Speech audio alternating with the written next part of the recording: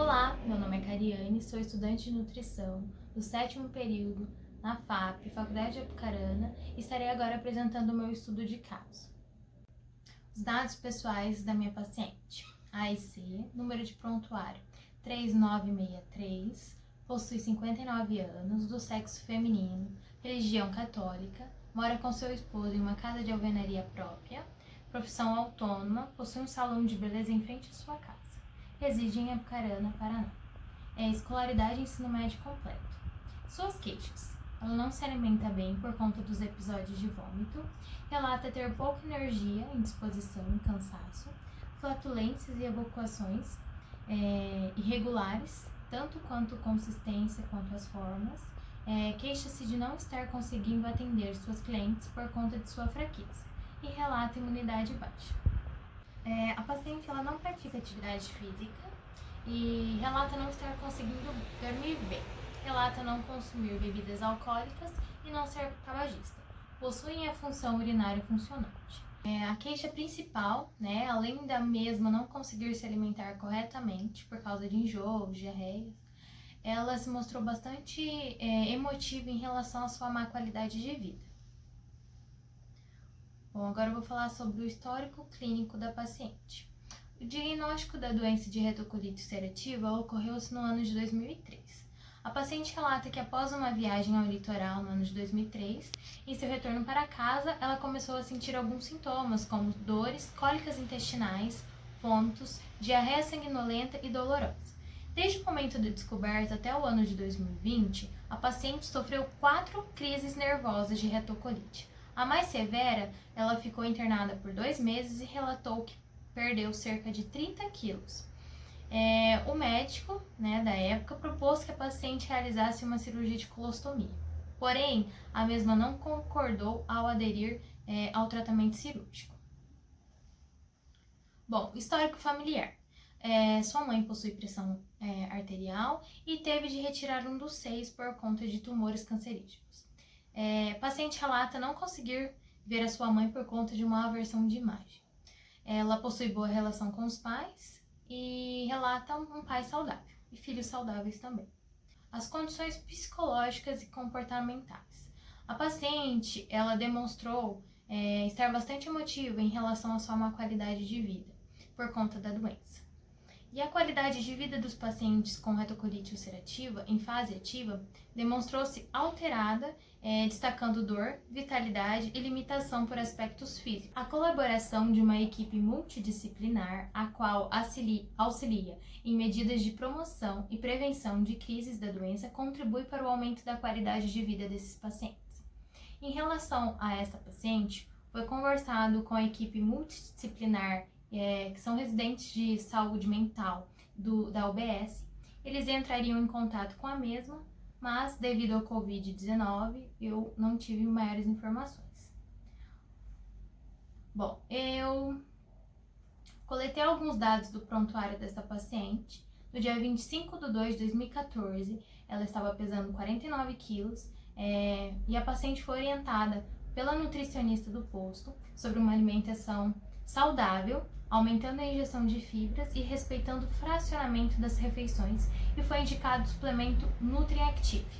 No dia 1/4 de 2014, a paciente já estava pesando 52,3 kg, paciente com ganho de peso de 3,3 kg desde a última consulta, e foi mantida as orientações nutricionais anteriores e o suplemento pela nutricionista. Já no retorno, dia 6/5 de 2014, a paciente faltou à consulta. Bom, agora eu vou falar sobre os dados antropométricos dessa paciente. Peso atual, 58 kg, o peso habitual, 64 kg. Sua altura é de 1,60 m e seu IMC se classificou com eutrofia, com 22,65 kg por metro quadrado. Sua perca de peso ao mês deu 9,37% em 3 meses, classificando-se com perda de peso grave. Exames laboratoriais. Na visita, a paciente me mostrou um exame por imagem, aonde seu intestino estaria se recuperando da retocolite ulcerativa. Porém, não foi tirado fotos para inclusão deste trabalho. Na segunda visita, ela estaria com seus exames de sangue completos Entretanto, o estágio foi suspenso antes que eu pudesse coletar essas informações.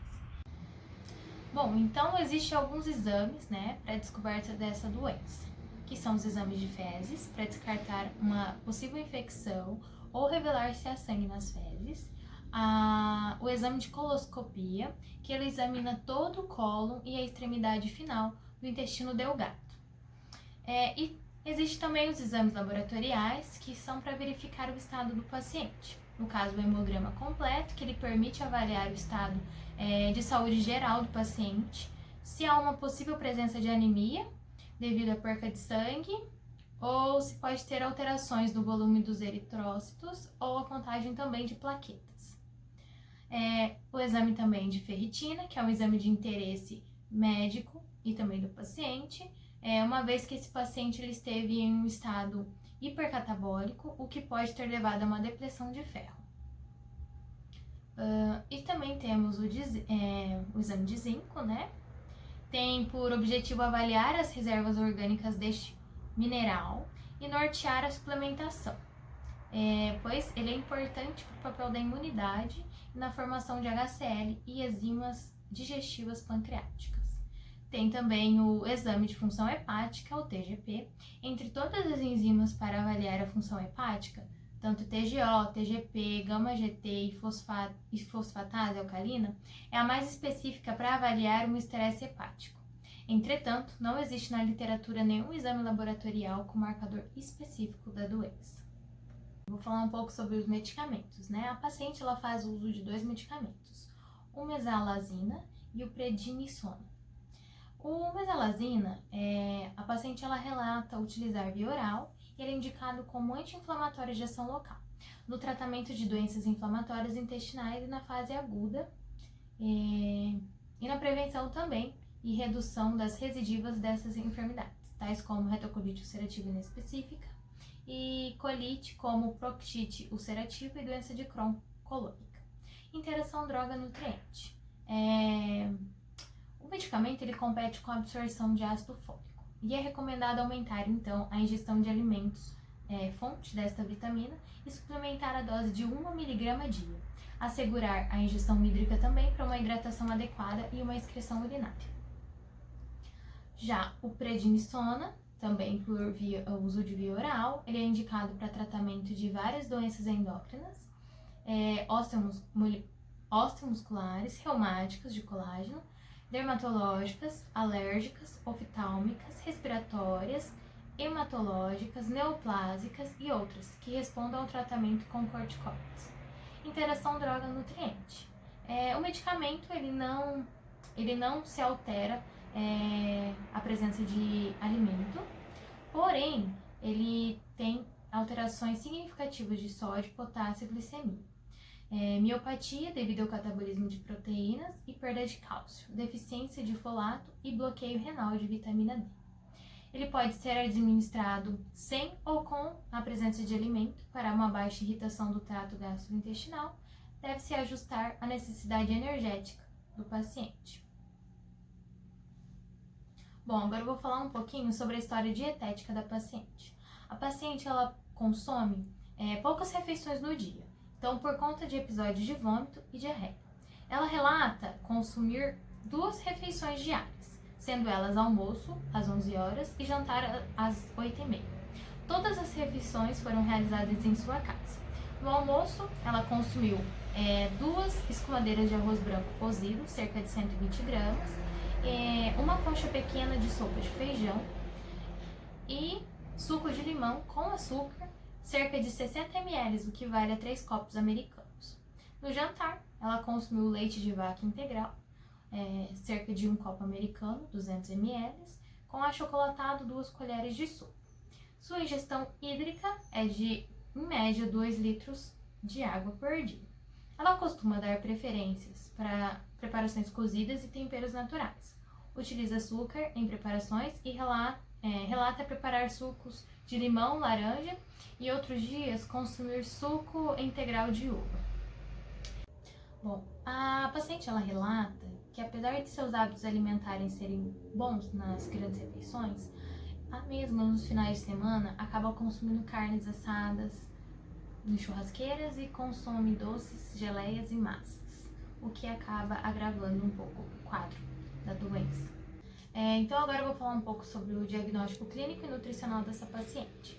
Em relação à doença apresentada, a paciente ela possui retocolite ulcerativa e, de acordo com os dados apresentados, a paciente classifica-se como eutrofia, segundo o cálculo de MC. Porém, foi demonstrado que a paciente está com risco nutricional por conta da perca de peso.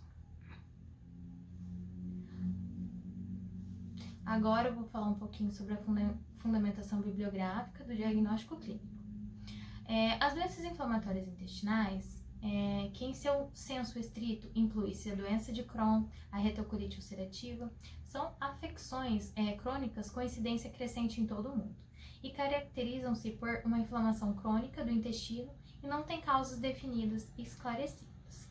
A retocolite ulcerativa é uma doença inflamatória intestinal caracterizada pelo acometimento contínuo do tubo digestivo por processo inflamatório restrito à mucosa colônica.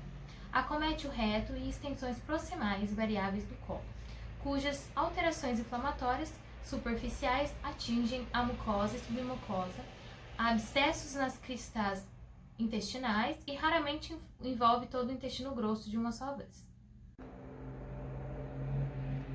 A desnutrição é uma das principais complicações dos pacientes com doenças inflamatórias intestinais. Está fortemente associada com um pior prognóstico e ao maior risco de complicações clínicas e cirúrgicas. Fatores associados à desnutrição destes pacientes são a ingestão inadequada de alimentos, as maiores necessidades de energia e das perdas gastrointestinais. Bom, vou falar um pouco sobre o cálculo do recordatório, da dieta ingerida. Então, através dos cálculos feitos com os alimentos relatados pela paciente, os resultados obtidos foram: a paciente consumiu cerca total de 688 calorias, compostas 80% de carboidrato, 11% de proteína e 9% de lipídio. Pode-se considerar, portanto, um alto valor para carboidratos, baixo para proteína e lipídios. Fibras foram calculadas 17,63 miligramas dia. Em relação às vitaminas e minerais, de acordo com a DRIS, as quantidades estão abaixo do recomendado. Levando em consideração o recordatório 24 horas dessa paciente, sabendo que essa mesma paciente ela não conseguiria consumir grande quantidade de calorias, como é o exemplo do JET, e nem tão poucas calorias como é o exemplo da ER. Então, após a aceitação dessa dieta, se ela for efetiva, vai se aumentando gradativamente a ingestão calórica. Agora eu vou falar um pouquinho sobre o cardápio proposto. No café da manhã, às 9h30, um prato raso de creme de arroz.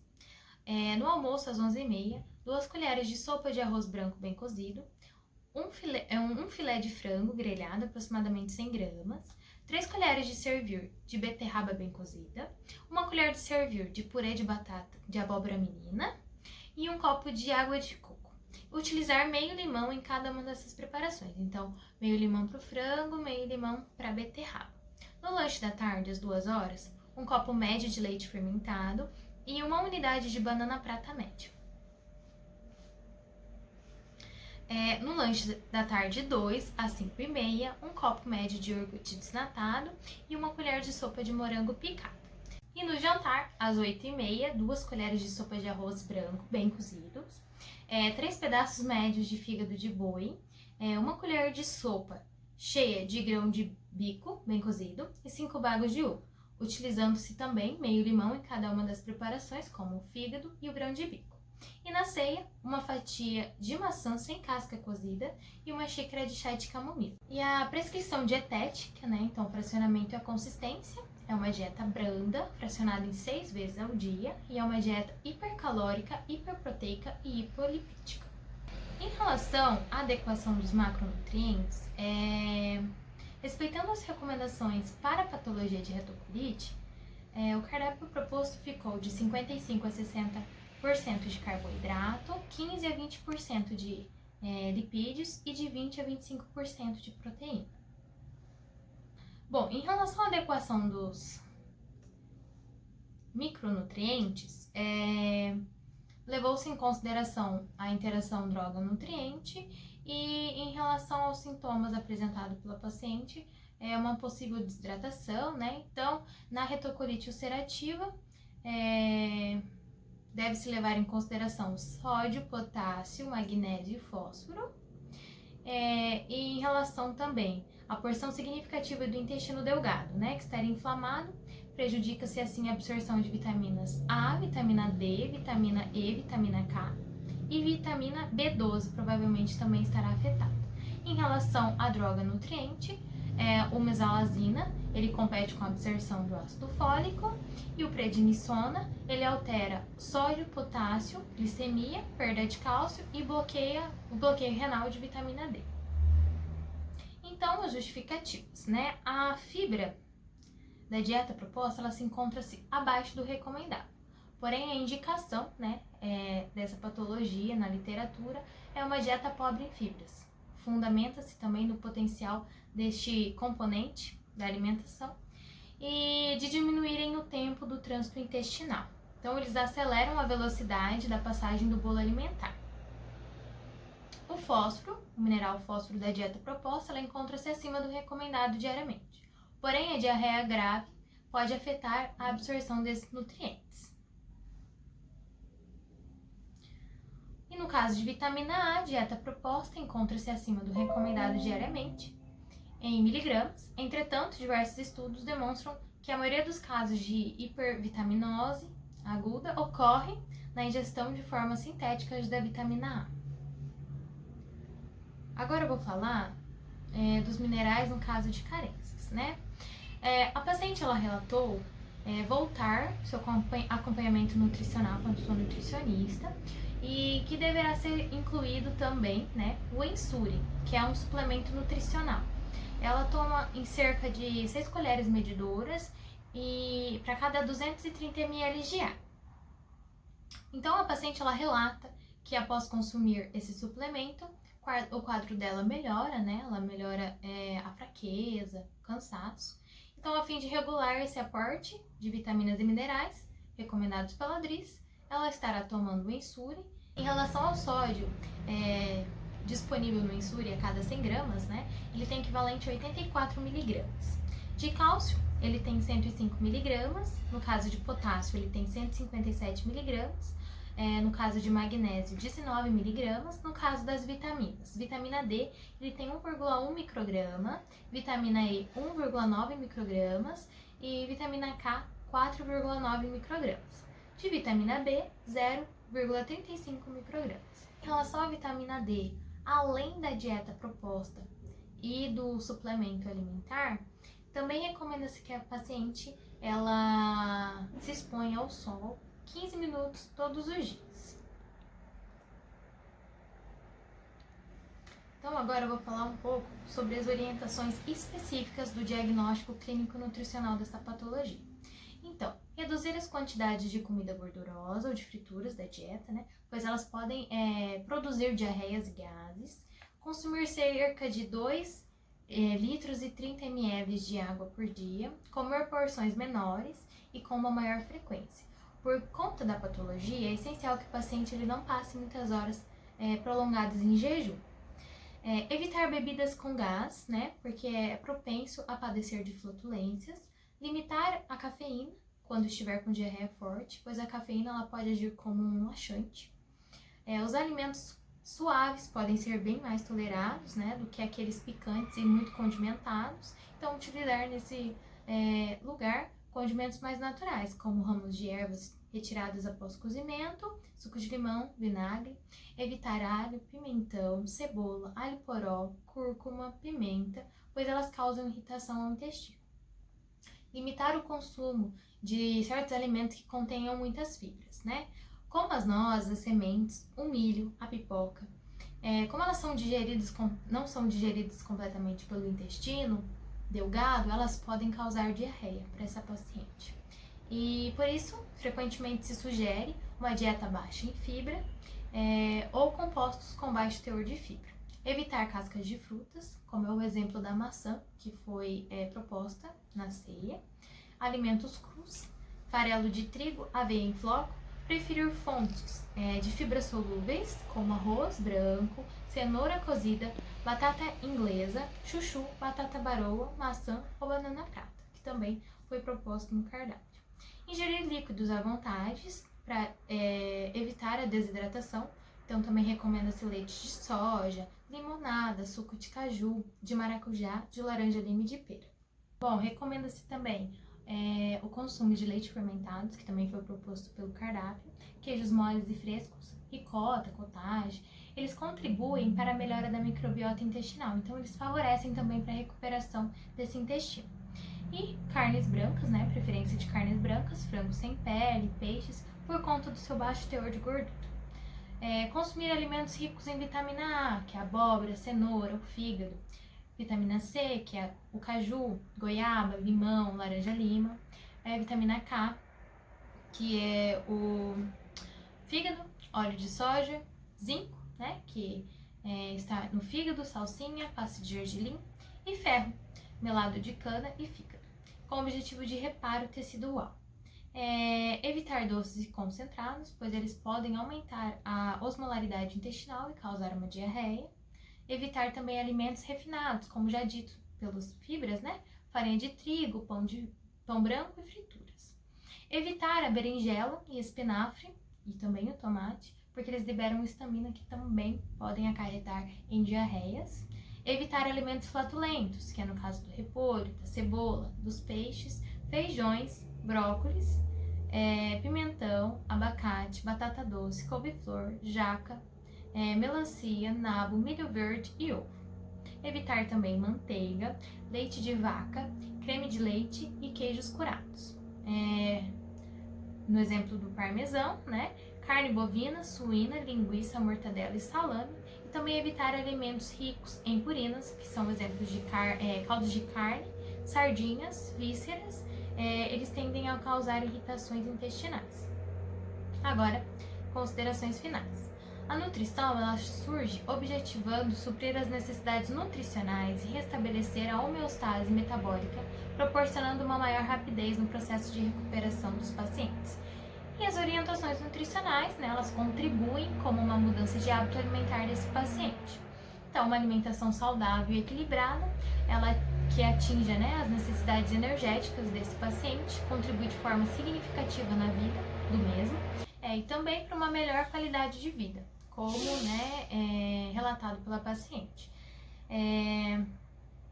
Isso permite aos pacientes uma maior disposição para realizar atividades sociais com amigos e familiares e melhora também do estado de saúde. E a redução da dor, que auxilia muito positivamente nos fatores psicológicos de cada paciente. Então, o acompanhamento nutricional é extremamente importante na melhora desse estado nutricional do paciente. Então, ficou claro a importância, né, diante do estágio, efetivando e tornando possível o conhecimento prático de diversas situações que o profissional nutricionista lida diariamente. Por fim, o estágio nutricional UBS foi de suma importância para a minha qualificação, proporcionando para mim um entendimento maior na prática, né? Como o nutricionista ele deve agir diante de diversas situações e contribuindo de forma significativa para o enriquecimento e conhecimento, auxiliando na formação como um profissional de qualidade. Bom, e diante desse momento delicado em que passamos, me sinto muito grata por cada aprendizado, pessoas, histórias que escutei, colegas que fiz e conheci nesta caminhada. Me sinto muito grata também pela honra de poder contribuir com a UBS Oreste Marquito, que me recebeu de braços abertos, e a Ana Emília, né, por conta de todo o aprendizado e toda a paciência para conosco. Obrigada!